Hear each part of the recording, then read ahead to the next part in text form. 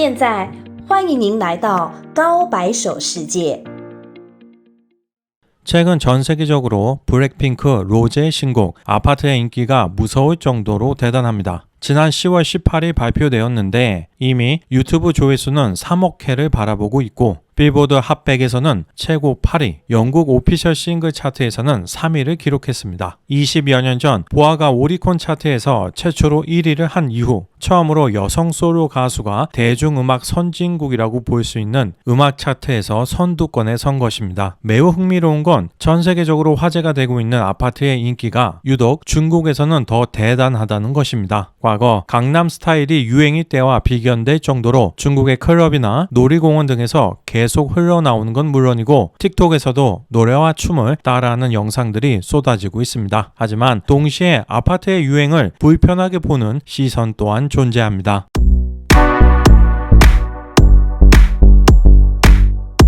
중국인들 중 한국 가수들이 영어로 노래를 부르는 건 민족적 자부심이 부족해서 그런 것이라는 주장이 종종 나오고 있습니다. 중국인들은 한국이 중국의 속국이었다는 교육을 받고 자라기에 중국어로는 노래를 안 부르고 자신들과 적대 관계의 국가의 언어인 영어로 부른다는 것은 배신감을 느끼는 부분입니다. 그러니 한국이 조선시대처럼 중국을 숭배해야 하는데 그렇지 않으니 한국인이 한국인의 민족성을 잃었다고 말하는 거죠. 그들이 생각하는 한국의 민족성에는 중국을 상국으로 모시는 게 포함되어 있는 겁니다. 하지만 영어가 세계 공용어이기 때문에 영어로 쓰여진 노래를 부르는 거죠. 가능한 한 많은 사람들에게 자신의 노래를 전달하고자 하는 생각은 잘못된 게 아닙니다. 아마 해외 시장에 도전하려는 의지 없이 중국 내에서만 편안히 돈만 벌려고 하는 중화권 가수들만 보면서 살아와서 그런 시각을 가지게 된 것 같습니다. 그리고 항상 스스로에게 중국은 내수 시장이 크기 때문에 굳이 해외에 진출할 필요가 없다는 그럴듯한 변명을 합니다. 전 세계에서 해외에 진출할 필요가 없는 국가는 없습니다. 다만 하고 싶어도 하지 못하는 국가는 많습니다. 미국 가수들은 오히려 활발하게 해외로 진출하고 있죠. 세계로 적극적으로 진출했던 영국은 대영 제국으로 거듭날 수 있었지만 만리장성 안에 갇혀있던 중국은 선진국의 대열에 함께하지 못했습니다. 어쩌면 중국은 아직 역사로부터 충분한 교훈을 얻지 못한 것으로 보입니다.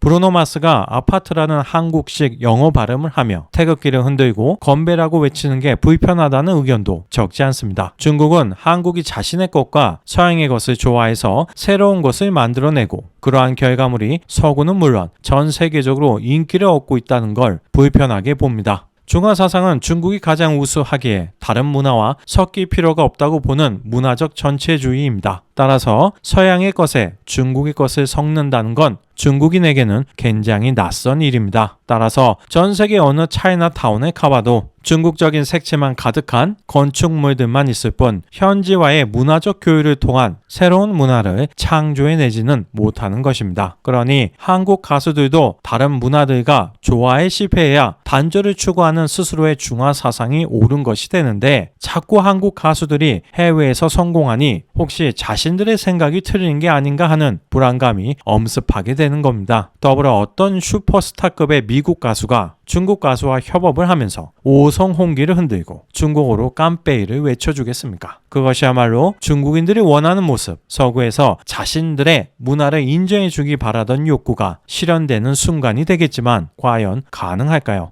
여러 번 언급했지만 중국 음악 발전의 가장 큰 장애물은 새로운 것을 받아들이는데 느린 중국의 음악 팬들과 카르텔을 만들어 신인들의 등장을 어렵게 하는 중국 연예계에 있습니다. 중국 애플뮤직 차트를 보면 매우 흥미롭습니다. 2024년 11월 4일자 탑10을 확인해 보면 10위 안에 무려 7곡이 대만 가수 주걸윤의 노래입니다. 아파트가 1위인데 사실 중국 애플뮤직에서 주걸윤을 이겼다는 건 영국 싱글 차트에서 1위 하는 것이나 다름없을 정도로 어려운 일입니다. 그만큼 현재 아파트의 인기가 중국에서 대단하다는 거죠. 황당한 건 2023년 연간 중국 애플뮤직 탑 100을 보면 1위부터 10위까지가 주걸윤인데 1위 한 곡 앨범은 2004년, 2위 곡 앨범은 2003년, 3위 곡 앨범은 2001년에 발표되었다는 것입니다. 쉽게 생각하면 멜론 탑 100에서 성시경 내게 오는 길, 김범수 보고 싶다, 박효신 좋은 사람, 신승훈 I Believe, SG 워너비 타임리스 같은 노래들이 1위를 하고 있는 겁니다. 더 황당한 건 주거윤조차도 20년 전 자신의 커리어를 뛰어넘지 못하고 있다는 것입니다.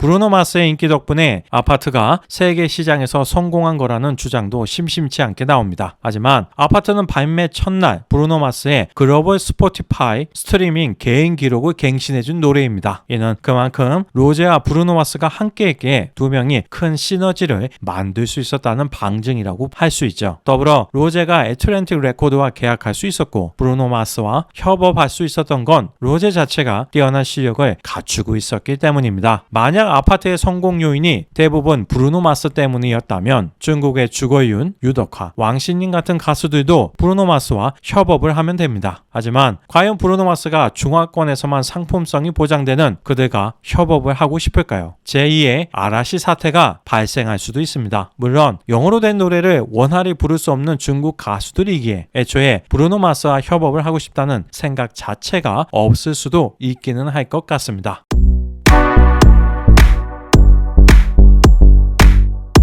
물론 어떤 노래를 좋아하고 싫어하는 건 개인적인 취향입니다. 한국인들 중에서도 아파트를 싫어하는 사람들이 있을 테니 중국 사람들 중에서도 싫어하는 사람들이 있는 것은 어찌 보면 당연한 일입니다. 하지만 그럼에도 이상하게 느껴지는 부분은 부정적인 의견들이 모두 비슷한 내용들을 담고 있다는 것입니다. 그럴 일은 없을 것이라 믿지만 혹시 한국 문화의 중국 내 인기를 억제하기 위해 고의적으로 여론 조작을 한 것이 아닌가 하는 의심이 듭니다. 물론 설마 중국이 그렇게까지 하겠냐고 생각하는 사람들도 있겠지만 중국은 타국에서조차 여론 조작을 하는 것으로 보이는데 중국 내에서는 안 할 것이라고 생각하는 게 오히려 비논리적이죠. 최근 중국을 여행하는 유튜브 영상들이 갑자기 증가했던 걸 눈치채셨나요? 그리고 얼마 후인 지난 11월 1일 중국은 한국을 무비자 15일 방문 대상국에 포함시켰습니다. 하지만 일본은 제외시킨 것을 보면 이는 노골적으로 우리에게 당근을 던져준 것입니다. 앞으로도 중국은 한미 동맹의 고리를 약화시키기 위해 여러 가지 술수를 사용하겠죠. 더불어 중국 자동차나 중국 스마트폰 등의 기기를 리뷰하면서 한국 제품은 깎아내리는 유튜버들이 점점 더 늘어나고 있는 것도 우리가 조심스럽게 지켜봐야 하는 부분입니다. 만약 내년 한국에서 한중 정상회담이 열리면 한한령 해제 등의 더 맛있는 당근을 던져줄 수도 있을 것입니다. 어떻게든 한미 동맹의 결속력을 약화시키겠다는 속셈이니까요. 우리가 미처 생각하지 못하는 부분에서도 중국은 우리를 조사하고 평가하고 우리의 여론을 조작하고 이용하며 선동할 수 있다는 것을 잊지 말아야 하겠습니다. 중국은 워낙 권모술수를 많이 사용하고 그걸 당연하다고 생각하는 본성을 가지고 있습니다. 삼국연의는 동아시아에서 매우 유명한 소설입니다. 내용을 보면 수많은 음모와 비열한 전략들이 판을 칩니다. 물론 실제 전쟁은 내가 죽던 상대방이 죽던 둘 중 하나인 경우가 많기 때문에 사용하지 못할 수단이라는 것은 존재하지 않습니다만 문학작품 등에서 표현하는 경우 대부분 좋은 부분은 더 과장하고 비겁한 부분에 대해서는 미화시키는 경향이 있는데 삼국연의는 그러한 부분을 가감없이 서술하고 있습니다. 즉 한족들은 다른 민족들보다 계략이나 음모의 사용에 대해 그다지 나쁘다고 생각하지 않고 있음을 알 수 있습니다. 반칙을 해서 이기는 건 똑똑한 것이지 비난받을 일이 아니라는 거죠. 그러니 중국에서 모방한 상표가 벌람을 하고 사기당하고 돌아가는 외국 기업들이 많은 것입니다.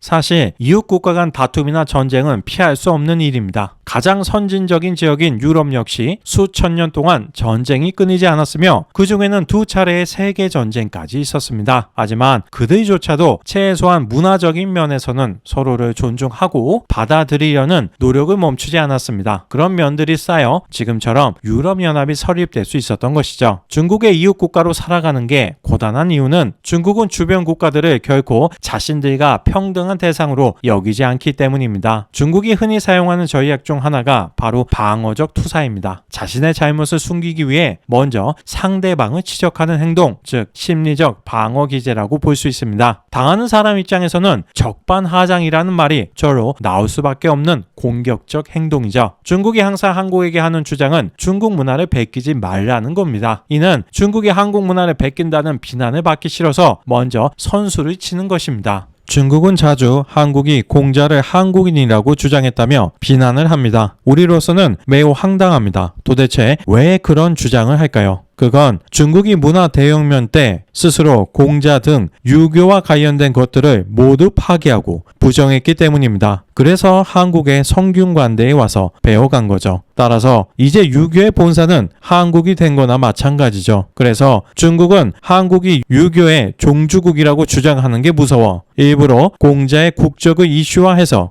유교가 중국 것이라는 인식을 인민들에게 심고 있는 것입니다. 유교는 중국 것입니다 라는 말보다는 한국이 우리의 유교를 훔쳐가려고 합니다 라고 말하는 게 우매한 인민들한테는 전파력이 훨씬 더 클 테니까요. 강아지는 겁이 많을수록 더 크게 짖기 마련입니다. 중국의 이러한 전략은 비단 문화에만 머무르지 않습니다. 최근 발생한 대표적인 사례는 한국인 반도체 기술자 구속 사건입니다. 먼저 작년 6월에는 삼성전자 반도체 공장을 완전히 복사해서 중국 시안에 지으려고 한 전 삼성전자 상무가 구속되기도 했었습니다. 그리고 작년 말 한 삼성전자 직원이 16나노급 D램 기술을 중국 창신 메모리에 넘긴 것으로 확인되어 한국 검찰이 구속영장을 청구했습니다. 당연히 국내에서는 중국의 기술 타치에 대한 강한 불만이 터져 나왔는데 중국은 이러한 상황에 대한 방어적 투사로 작년 12월 18일 중국 반도체 회사에서 근무하고 있는 한국인 기술자 한 명을 중국 반도체 회사의 기술을 유출한 혐의로 반간첩법 위반이라는 죄명으로 체포했습니다. 이 기술자는 삼성전자에서 수십 년 일하고 은퇴한 후 중국에서 몇 군데 반도체 회사를 전전하며 근무했다고 합니다. 도둑이 제발 저린다고 기술 타치에 대한 비난을 피하기 위해 한국이 중국 기술을 빼돌렸다고 먼저 선수를 치는 거죠. 하지만 한국이 왜 기술 수준이 떨어지는 중국 반도체 기술을 빼돌립니까? 중국의 주장은 전혀 상식적이지 않습니다. 안타까운 일이지만 푸바오가 돌아간 것을 안타까워하는 사람들을 볼 때처럼 이 사건을 보는 국내 여론은 매우 차갑습니다. 삼성에서 일하면서 기술도 익히고 많은 임금과 성과금을 받았을 텐데 중국으로 건너가 대한민국의 가장 위험한 경쟁자인 중국 반도체 기업을 위해 일하다 당한 사건이기 때문입니다. 중국인들과 대화를 하다 보면 중국에 대한 비평, 비난에 대해서 굉장히 불쾌하게 받아들이는 모습을 어렵지 않게 확인할 수 있습니다. 태어나서 지금까지 살아오면서 당이나 국가에 대한 비판을 해서는 안 되는 것으로 배워왔으니 당연하겠죠. 더불어 중화 사상에 기반하여 외국에 대해 문화적 우월성을 가지고 있기에 외국인이 중국을 비난한다는 것은 결코 참을 수 없는 것입니다. 중국에 대한 소식을 주로 다루는 우리 채널 특성상 아무래도 중국에 대한 비평을 하게 되는 경우 역시 적지 않습니다. 따라서 오늘은 그동안 영상에 남겨진 댓글들 중에서 눈에 띄는 내용들을 소개함으로써 중국인의 사고방식에 대해서 알아보는 시간을 갖도록 하겠습니다. 이를 통해 우리는 중국인들을 더 자세히 이해할 수 있을 것입니다. 우리 채널의 영상 중 가장 큰 비난을 받았던 것은 바로 중국 문화와 관련된 내용이었습니다. 중국은 본래 문화 대국인데 제가 근거 없이 깎아내리고 있다는 것입니다. 예를 들어 최근 갓 오브 워를 벤치마킹한 중국의 검은 신화 50이라는 게임이 큰 인기인데 왜 중국 문화가 인기 없다고 주장하냐는 것입니다. 중국 게임 몇 가지가 인기가 있다고 중국 문화가 인기가 있다고 주장할 수 있다면 도대체 미국과 일본은 얼마나 인기가 많은 국가일까요? 최소한 1번 정도는 되어야 중국 게임이 전 세계적인 인기가 있다고 말할 수 있는 게 아닐까요? 더불어 기생충이라는 영화를 보고 짜파구리가 먹고 싶어지고 K-팝 스타를 좋아해서 매운 라면, 김밥 등의 한국 음식을 먹어보기 시작하고 한국어를 공부하고 한국에 와보고 싶어집니다. 2023년 한국 방문객 1위 국가는 일본으로 약 230만 명, 2위는 중국으로 약 200만 명, 3위는 미국으로 약 108만 명이었습니다. 이제 한국 문화는 동아시아를 넘어 서구권에도 일정 수준 이상의 영향력을 주고 있는 것입니다. 하지만 검은씨나 오공을 하는 남성들이 그 게임 때문에 중국 음식이 먹고 싶어지고 중국어를 공부하고 싶어지고 중국에 가보고 싶어질까요? 사람들은 스타를 보며 친밀감을 느끼고 동경합니다. 영향력 차원에서 게임 캐릭터에 빠져드는 것하고는 차원이 다르다고 할 수 있겠습니다. 이처럼 영화, 드라마, 음악은 거의 전 세대 남녀 구분 없이 영향을 주지만 게임은 주로 10대에서 30대 남성들에게만 영향을 줍니다. 게임도 중요한 문화, 산업의 하나이지만 다른 영상 매체에 비해 한정적인 영향력을 가지고 있는 것입니다. 더불어 여러분들 중에 혹시 배틀그라운드라는 한국 게임이 전 세계적으로 성공했기 때문에 한국을 문화 강국이라고 생각하는 사람이 있을까요? 배틀그라운드는 검은시나 오공보다 훨씬 큰 상업적 성공을 거두었지만 우리는 그것을 한국의 문화적 성과라기보다는 오락상품을 잘 만들었다는 관점에서 봅니다. 던전앤파이터 역시 비록 패키지 게임은 아니지만 검은시나 오공과는 비교할 수 없을 정도로 중국에서 많은 돈을 벌었습니다. 던전앤파이터의 성공을 보면서 한국 문화가 강해서 중국에서 성공한 것이라고 생각하는 사람들이 있습니까? 물론 검은시나 오공은 설계를 바탕으로 하고 있기 때문에 배틀그라운드나 던전앤파이터보다는 문화적인 요소가 많이 포함되었다고 볼 수 있습니다. 하지만 검은시나 오공을 구입한 사람들은 대부분 중국인들이었습니다. 즉 세계적인 히트라고 보기는 어렵다는 것입니다. 중국 사람들이 아무리 설계가 좋은 작품이라고 주장한다고 해도 결국 한국, 일본이 아니면 큰 환영을 받지 못하는 문화적인 인지도를 가지고 있는 것입니다. 그런데 이 게임의 흥행을 근거로 중국을 문화 강국이라고 주장하는 게 과연 올바른 것일까요? 설계를 바탕으로 한 문화 상품 중에서 최고는 바로 드래곤볼입니다. 단지 매출액 때문에 그렇게 주장하는 것이 아닙니다. 전 세계적으로 사람들이 설계를 읽어본 시간하고 일본 드래곤볼 만화, 애니메이션을 보고 게임을 플레이한 시간을 비교해보면 어떤 게 더 많을 것이라고 생각하시나요? 어느 쪽이 더 큰 문화적인 영향력이 있는지 판단하는 건 너무나 쉬운 일입니다. 심지어 중국의 또 다른 흥행 게임인 원신을 보면 마치 일본 게임이 아닌가 하는 생각마저 듭니다. 중국 문화하고는 별다른 상관이 없죠. 그럼에도 불구하고 또 이 각에서는 원신이 인기가 있기 때문에 중국 문화는 대단한 거라는 주장을 합니다. 삼국지 역시 마찬가지입니다. 서열기처럼 한국과 일본에서만 큰 인기가 있습니다. 하지만 일각에서는 삼국지가 있음에도 중국 문화가 대단한 게 아니라고 주장하는 저를 우물한 개구리라고 생각합니다. 즉 중국의 문화가 전 세계적으로 가장 우수하다고 배워왔기에 중국 안에서 가장 유명한 건 당연히 세계적으로도 우수한 것이라는 강한 믿음을 가지고 있는 것입니다. 하지만 삼국지로 누가 가장 많은 돈을 벌었을까요? 혹시 문화를 이야기하면서 왜 돈을 많이 벌었는지에 대해서 논하는 게 이상하신가요? 많은 돈을 벌었다는 건 그만큼 그 컨텐츠를 소비한 사람들이 많다는 뜻이며 이는 일정한 문화적 영향력을 주었다는 것이기 때문에 중요한 것입니다. 중국은 삼국지를 바탕으로 한 삼국연의가 우수한 중국 문화를 보여주는 소설이라고 주장하지만 삼국지를 성공적인 문화 컨텐츠로 만든 건 삼국지 게임을 만드는 일본의 코에이라고 볼 수 있겠습니다. 중국이 해야 할 일을 오히려 일본이 한 것입니다. 흥미로운 점은 삼국연의는 약 1800년 전의 일을 14세기 나간중이 쓴 소설이고 서열기 역시 명나라식이 집필되었다는 것입니다. 즉 그때부터 지금까지 수백 년 동안 중국 문화는 새로운 것을 만들어내지 못하고 아직도 삼국지와 서열기만 내세우고 있는 것입니다. 은하영웅 전설의 은하제국 황제 라인하르트 폰 로엥그람은 다음과 같은 말을 남겼습니다. 조상 자랑하는 놈들은 자기 자신에게 자랑할 게 없는 무능한 놈들이다. 이 말에는 자신은 무능력함에도 불구하고 남들 앞에서는 어떻게든 자랑하고 싶어 조상의 업적만 내세우는 사람들에 대한 신랄한 조롱과 깊은 비웃음이 담겨 있습니다. 중화 사상에 빠져 과거의 영광에만 도취되어 있는 것은 중국 문화를 더 약화시키는 행위일 뿐입니다. 다른 댓글을 하나 더 보겠습니다. 대한민국의 국뽕들에게 알려주겠다. 해외에서 아시아 문화라고 하면 중국, 일본을 떠올리지 한국은 K-POP 밖에 없다. 판다, 손오공, 마리장성, 삼국지, 치파오, 중화요리, 진시황릉 등 중국이 굳이 홍보하지 않아도 전 세계 사람들이 아는 전통 IP가 많다. 전 세계적으로 인기 있는 음식점인 판다 익스프레스는 중화요리 전문점이다. 참고로 조선족 아니고 한국에서 태어나 한국 사는 사람이다. 국뽕 스테로이드 맞은 사람들 이 이야기 듣고도 현시 자각 안 되면 절레절레. 여러 번 말씀드렸지만 서유기, 삼국연의, 수호전 등 중국 고전 소설은 서양에서의 영향력이 굉장히 미미합니다. 주로 한국과 일본에서만 큰 인기가 있다고 보면 되겠습니다. 물론 마리장성이나 진시황릉이 대단한 문화적 유산인 건 사실입니다. 하지만 현대인에게 어떤 문화적 영향력을 줄 수 있습니까? 고대 중국인들이 대단한 걸 만들었구나 생각하고 끝입니다. 단순히 판다, 손오공, 마리장성, 삼국지, 칠파오, 중화요리, 진시황릉의 존재만으로는 어떤 지식재산권도 발생하지 않습니다. 그걸 통해서 어떻게 새로운 것을 창조하느냐에 따라서 IP가 생겨나는 것입니다. 제가 독창적인 이야기로 팬더를 주인공으로 애니메이션을 만들어서 유료 상영을 한다고 해서 중국에 돈을 지불해야 하는 건 아닙니다. 한국에서 제 레시피로 중국집을 개업한다고 해서 중국으로 매출액의 몇 %를 보내야 하는 것도 아닙니다. 진시황릉을 카메라로 찍어서 유튜브에 올려서 광고 수입을 받는다고 진시황릉 관리사무소에 돈을 내야 하는 게 아닌 거죠. 판다 익스프레스는 주로 서구권에서 중화 요리를 간판으로 한 패스트푸드점입니다. 전 세계적으로 인기가 있지도 않습니다. 음식의 수준이 높은 곳도 아닙니다. 여러분들 중에서는 맥도날드를 보면서 미국 문화가 참으로 훌륭하구나 라고 생각하시는 분들이 많지 않으시겠죠. 이런 의견을 가진 사람들의 국적을 알 수는 없지만 최소한 머릿속에서 생각하는 것만 놓고 보면 굉장히 중국스러운 사고방식이라고 할 수 있겠습니다. 저도 스스로 세계에서 가장 똑똑하고 인기 많은 사람이라고 주장할 수 있습니다. 하지만 남들의 동의와 인정을 받지 못하는 나만의 주장이 도대체 무슨 의미가 있을까요? 한국이 국가적인 관점에서 문화산업에 큰 관심을 갖기 시작한 건 겨우 1994년이었습니다. 당시 기사를 보면 국가과학기술자문회의가 대통령에게 영상매체가 21세기 고부가가치 산업으로 곽강받게 된다고 보고했습니다. 흥행의 기재로 불리는 스티븐 스필버그 감독이 6,500만 달러를 들여 만든 주라기 공원은 1년 만에 8억 5천만 달러의 흥행 수입을 올렸으며 이는 자동차 150만 대를 수출해서 얻는 수익과 같다.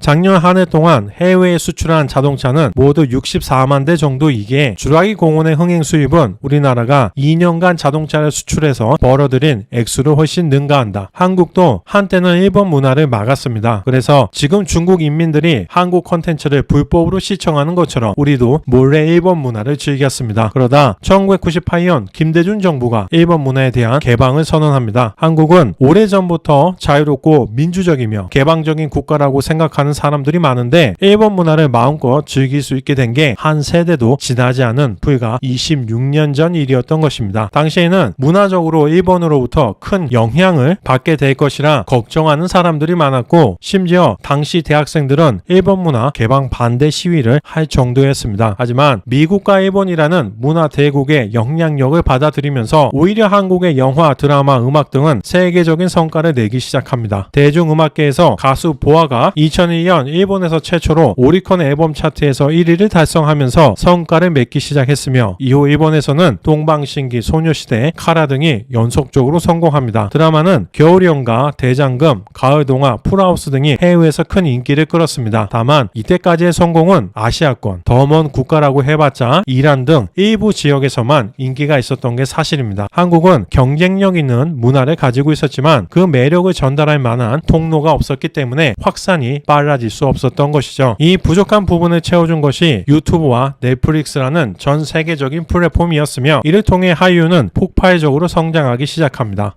만약 넷플릭스가 없었다면 오징어 게임은 만들어질 수조차 없었을 것입니다. 싸이의 강남 스타일이 주목을 받아 전 세계적인 인기를 끌 수 있던 것, BTS, 블랙핑크의 엄청난 인기도 유튜브를 통해 그들이 가진 매력이 쉽게 전 세계로 전달될 수 있었기 때문입니다. 이처럼 기본적으로 개방적인 사회라는 필수 조건이 필요한 문화산업에서 중국 같은 통제, 권위주의 사회의 문화가 발전할 수 있는 공간은 매우 협소한 것입니다. 이는 향후 중국 대중문화산업의 발전이 쉽지 않아 보이는 중요한 이유입니다. 오늘 영상은 여기에서 마치겠습니다. 시청해 주셔서 감사합니다.